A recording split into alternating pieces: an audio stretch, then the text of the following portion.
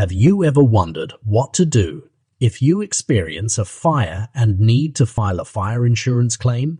Are you unsure of the steps involved and how to ensure a smooth claims process? Welcome, everyone. We understand that experiencing a fire can be a traumatic event and the aftermath can be stressful and overwhelming. However, with the right information and guidance, you can navigate the insurance claims process and receive reimbursement for your losses. In this step-by-step guide, we will walk you through the process of filing a fire insurance claim. Whether you're a homeowner, renter, or business owner, this guide will provide you with the necessary information to make the claims process as smooth and efficient as possible. So, let's get started and take a closer look at each step involved in filing a fire insurance claim. Step 1. Claim intimation. The first step is to notify your insurance company of the fire incident as soon as possible. Locate your policy details, including the policy number and insurance company name, and contact them. Most insurance policies require you to report a loss within a specific time frame, so it's essential to act quickly. You can inform your underwriters or agents verbally or by calling their helpline, but make sure to give the intimation in writing too. A simple email to the underwriters with your name, address, date of the incident, and what happened would suffice. Once you've given the intimation, your first step is complete. Step 2. Document the damage. Once you've reported the fire to your insurance company, they'll send a loss adjuster to assess the damage. In the meantime, start documenting the damage. Take photos and videos of everything that was affected by the fire, including personal belongings, furniture, and structural damage to your property. Also, make a detailed list of all the items that were damaged or destroyed, along with their value. Step 3. Work with the insurance adjuster. Your insurance company will likely send an adjuster to your property to assess the damage and determine the claim payout.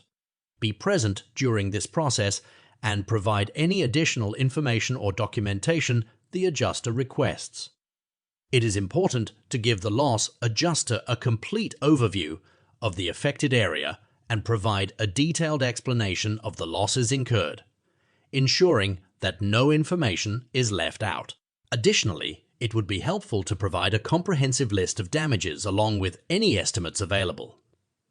If there are any uncertainties or questions, do not hesitate to ask the loss adjuster for clarification or guidance on the next steps to take in order to file a claim. It is crucial to cooperate fully with the loss adjuster and provide all necessary information and documentation as required. Remember, the loss adjuster is there to assist in the claims process, so do not hesitate to seek their help and support. Step 4. Review your policy. It is important to thoroughly review your insurance policy before accepting any payment to understand what is covered and what is not.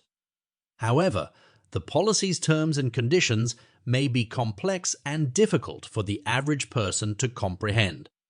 To avoid any confusion or misunderstandings, it is advisable to contact your insurance agent or adjuster for clarification if you have any questions or concerns regarding your policy's coverage. They can help explain the policy language and ensure that you fully understand the extent of your coverage. Remember that accepting payment from your insurance company could signify the end of your claim. Therefore, it is crucial to ensure that you have a clear understanding of your policy's terms before accepting any payment to avoid any potential issues in the future. Step 5. Get repair estimates.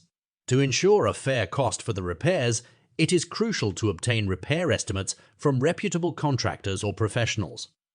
The estimate should be detailed and mention the repair or replacement costs, including parts to be changed, parts to be replaced, quantity, rates, and amounts.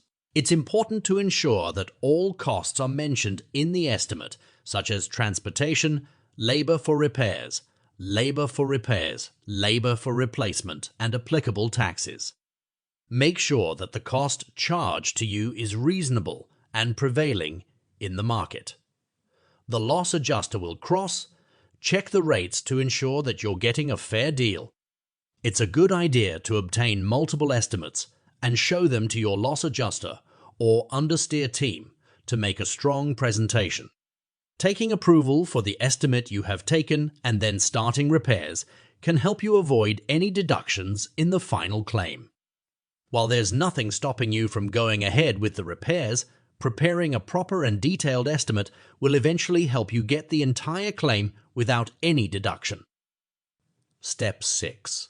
Repair your damages. After obtaining a detailed estimate and getting approval from your loss adjuster or understeer team, it's time to proceed with repairing your damages.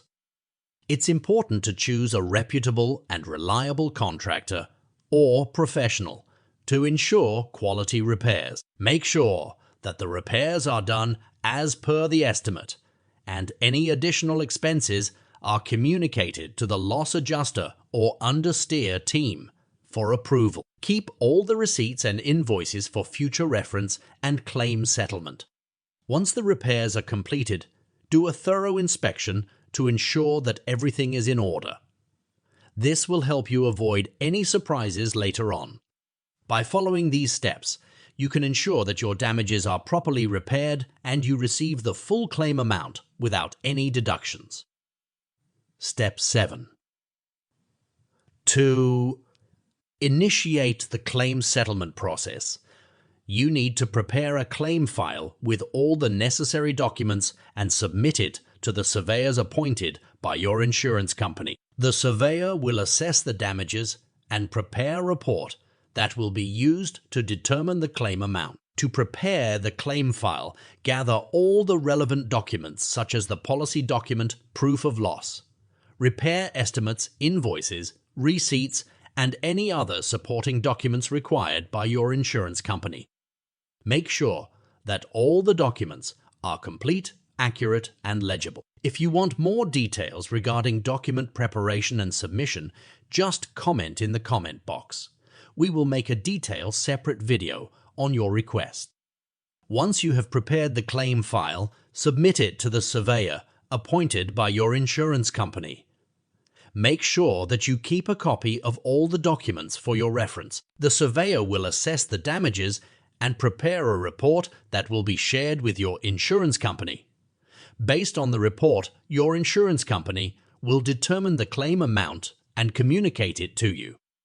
Step 8. Accepting payment and getting paid for your loss. Once the surveyor appointed by your insurance company submits their report to the underwriters, they will make payment based on the loss adjuster's recommendations.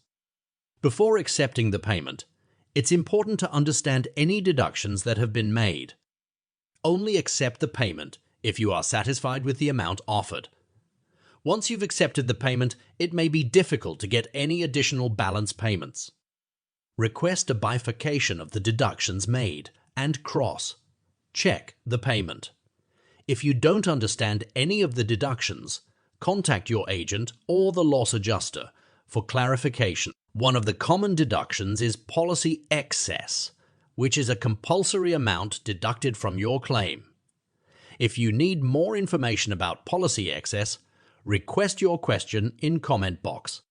By following these steps, you can ensure that your claim is processed smoothly and you receive the maximum claim amount as per the terms and conditions of your insurance policy. Remember to only accept the payment once you're satisfied with the deductions and the amount offered. And there you have it, folks. That's our step-by-step guide on how to file a fire insurance claim.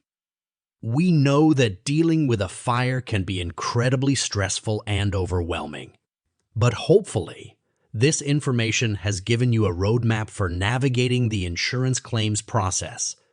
If you have any questions or need further assistance, don't hesitate to reach out to us. You may mail us or write your problem in the message. We will definitely help you out. Thanks for watching.